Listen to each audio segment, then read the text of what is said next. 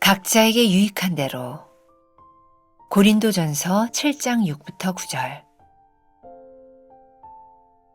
그러나 내가 이 말을 함은 허락이요 명령은 아니니라. 나는 모든 사람이 나와 같기를 원하노라. 그러나 각각 하나님께 받은 자기의 은사가 있으니 이 사람은 이러하고 저 사람은 저러하니라. 내가 결혼하지 아니한 자들과 과부들에게 이르노니 나와 같이 그냥 지내는 것이 좋으니라. 만일 절제할 수 없거든 결혼하라. 정욕이 불같이 타는 것보다 결혼하는 것이 나으니라. 만일 절제할 수 없거든 결혼하라. 정욕이 불같이 타는 것보다 결혼하는 것이 나으니라. 무엇보다 사도 바울이 견지하고 있는 태도는 결혼 제도에 관해 논쟁하자는 것이 아니라 현재 자신이 처한 상황을 긍정적으로 바라보라는 것입니다. 모든 사람에게 주어진 은사와 상황이 다르기 때문입니다. 결혼에 관한 사도 바울의 결론은 이것입니다. 그러나 내가 이 말을 함은 허락이요 명령은 아니니라. 옳고 그름의 문제가 아니라 무엇이 유익한가의 관점 문제라는 것입니다. 남자가 여자를 가까이 아니함이 좋으나, 이 말은 독신으로 지내는 것이 낫다는 말이 아니라 부르심에 합당하게 살라는 뜻입니다. 그의 말이 명령이 아니라고 밝힌 이유입니다. 만일 절제할 수 없거든 결혼하라. 정욕이 불같이 타는 것보다 결혼하는 것이 나으니라. 결혼이 최선은 아니지만 하나님의 자녀로서 살아가는 안전장치라고 할 수 있습니다. 그러나 모든 사람에게 가정을 허락하신 것은 아닙니다. 가정 없이 살아야 하는 사람과 가정을 희생하고 사명을 감당해야 하는 사람이 있습니다. 이것은 하나님의 부르심에 기인합니다. 그러므로 부르심 때문에 혼자 사는 것은 괜찮으나 어줍지 않게 누군가를 흉내내지는 말아야 합니다. 우리 육신은 하나님의 것입니다. 우리가 그리스도와 연합하여 거룩한 성전이 되었으므로 자기 몸을 스스로 지켜야 합니다. 기독교는 금욕의 종교가 아니라 하나님이 주신 것을 선하게 사용하는 종교입니다.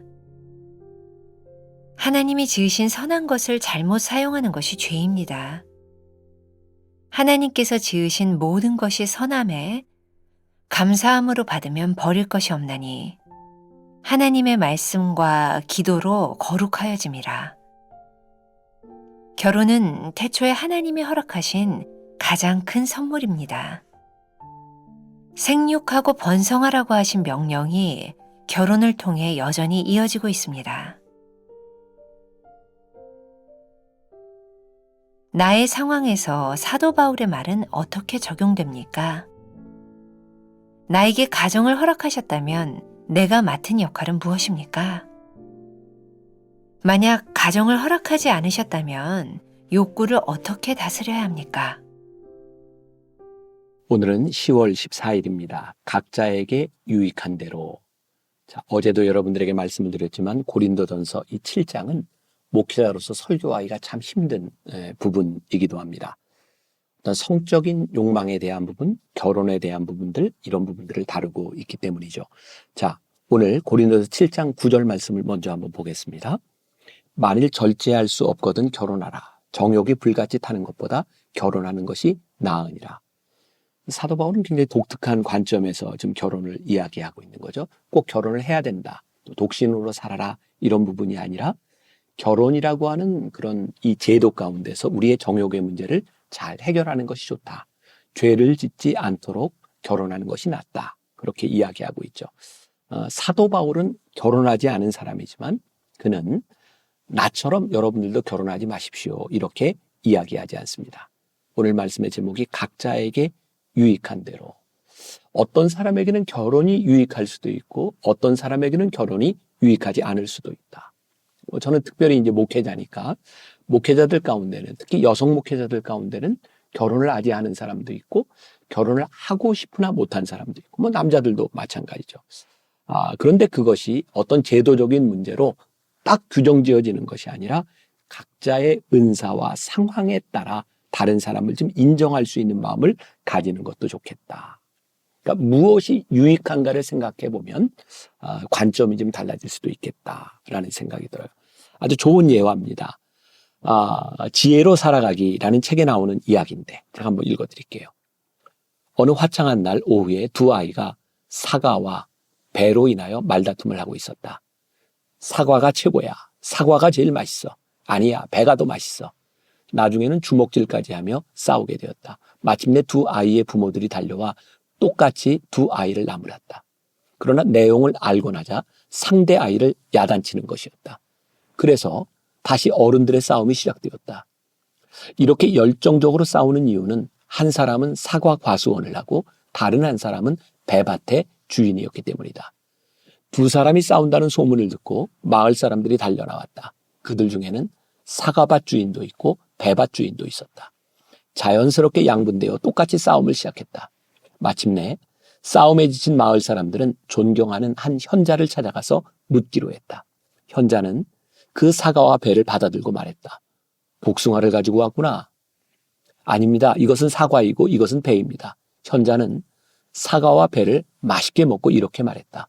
역시 복숭아가 맛이 있구나. 이 이야기는 마치 우리의 신앙생활의 단면과 흡사하다고 생각된다. 안타깝게도 종종 복음의 능력은 맛보지도 못한 채 종교적 형식과 관습, 직분과 부대시설, 교회 제도와 정치 등 부수적인 것으로 인하여 싸우는 경우가 많다. 이제는 복음의 본성을 회복하는데 온 힘을 쏟아야 하겠다. 역시 복음이 맛이 있구나. 바로 이 고린도 교회에 결혼하는 것이 옳다, 독신으로 사는 것이 옳다, 이런 논쟁이 있었던 것 같아요. 무엇이 유익한가? 은사적인 관점에서 본다면 그런 제도적인 문제 때문에 우리들이 갈라질 일이 없을 텐데, 내 생각과 다르다고 하는 것 때문에 남을 정죄할 일이 없을 텐데 그렇게 살아가고 있었다는 거죠. 이 부분이 결혼이라고 하는 제도에만 해당되는 부분일까요? 우리의 신앙의 많은 부분에서 우리는 복음의 본질보다는 우리들의 익숙한 것을 가지고 남을 재단할 때가 많이 있는 거죠. 이 결혼에 대한 문제를 가지고 이야기한다면 사도 바울은 고린도전서 7장 1절에서 두 번째 문단이죠.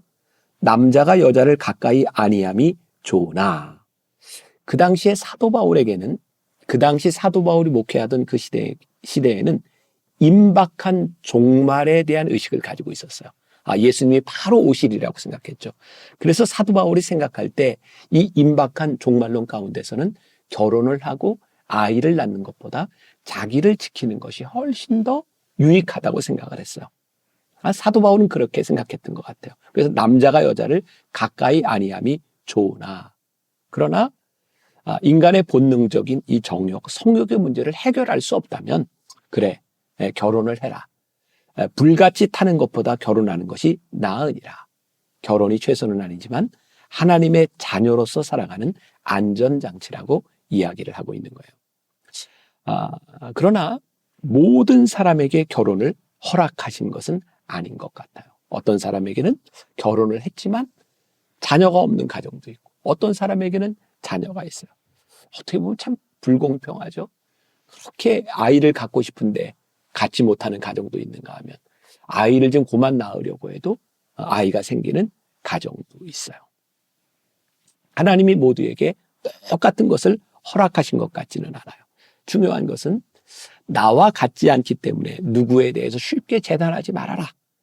내가 혼자 살기 때문에 너도 혼자 살라고 말하지 말아라. 내가 결혼이 좋다고 해서 무조건 다 결혼해야 된다고 말하지 말아라. 그렇게 이야기를 하고 있는 거죠.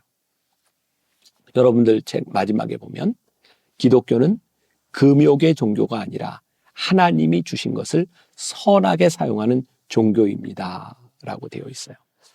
우리가 무엇을 하지 말아야지, 이것을 하지 말아야지, 그것보다 더 중요한 것이 있다. 하나님께서 우리들에게 주신 것을 어떻게 잘 사용하는가. 자, 사도 바울은 지금 결혼을 할 수도 있고 하지 않을 수도 있다. 임박한 종말론에서 이야기를 하고 있지만 성경은 우리들에게 분명히 이야기하는 게 있죠. 아담이 혼자 사는 것이 좋지 아니하여 돕는 배필로 하와를 주셨다. 하나님께서 가정을 만들어 주신 거예요. 중요한 것은 어떻게 우리들이 돕는 배필로 잘 살아가느냐는 거죠.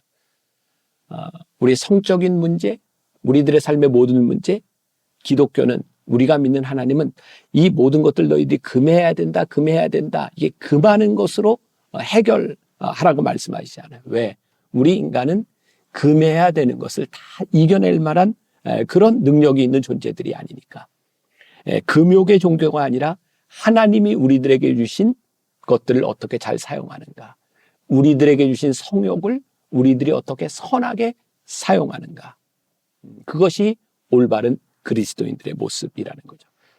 그래서 성경에서 이야기하는 이 금욕, 하나님이 주신 것을 선하게 사용하는 것, 이것을 표현하는 다른 것이 있죠. 율법과 은혜라는 거예요. 율법은 우리들에게 계속 하지 말아야 될 것을 이야기하지만 은혜는 우리들이 하나님의 은혜로 살아가는 새로운 방식을 우리들에게 끊임없이 이야기해 주고 있어요. 제가 우리 교인들에게 제 삶에 대한 이야기 간증으로 나눌 때 제가 늘 하는 이야기죠. 저는 목회자의 아들로 사는 게 별로 행복하지 않았던 사람이에요. 하지 말아야 되는 게 참 많이 있었으니까. 하지 말아야 되는 것을 지키며 살아가는 게 힘들었어요. 근데 그것을 한 번에 해결해 주었던 것이 제가 하나님의 은혜를 경험하면서부터였죠. 하나님의 은혜를 경험하고 났더니 제가 하고 싶은 일들이 너무 많았어요.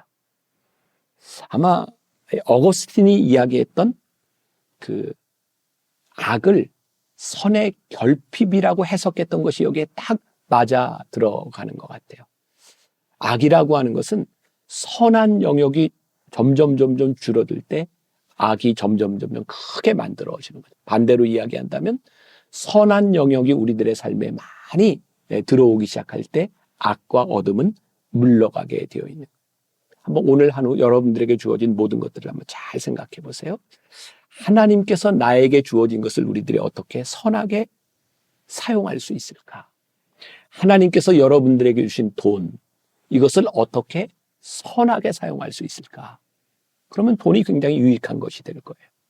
하나님께서 여러분들에게 주신 포지션, 여러분들의 명예, 어떻게 우리들이 그걸 잘 사용할 수 있을까를 생각한다면 여러분들에게 주어진 환경은 굉장히 바람직한 것이 될 수 있을 것 같아요.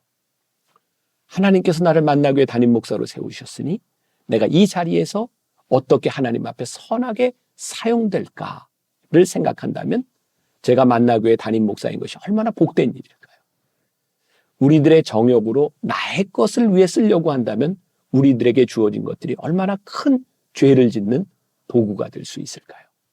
오늘 여러분들에게 주어진 모든 것들이 하나님 앞에 잘 사용될 수 있도록, 그리고 나에게 주어진 것을 내가 하나님 앞에서 유익하게 사용할 수 있도록 하루를 생각한다면 여러분들의 삶이 얼마나 복될 수 있을까요? 그런 하루가 될 수 있기를 주님의 이름으로 간절히 축원합니다. 기도하겠습니다. 하나님, 우리는 때때로 우리들에게 주어진 잣대로 누군가를 판단할 때가 많이 있습니다. 각자 유익한 대로 하나님께서 주신 것들을 잘 인정하고 나에게 주어진 것을 하나님 앞에서 잘 유익하게 사용할 수 있는 하루가 되게 하여 주옵소서. 하나님이 우리를 바라보실 때, 그래, 너에게 맡겨준 것을 내가 잘 사용하고 있구나, 내 인생이 참 복되구나 칭찬할 수 있는 그런 인생이 되게 하여 주옵소서. 예수님의 이름으로 기도했습니다. 아멘.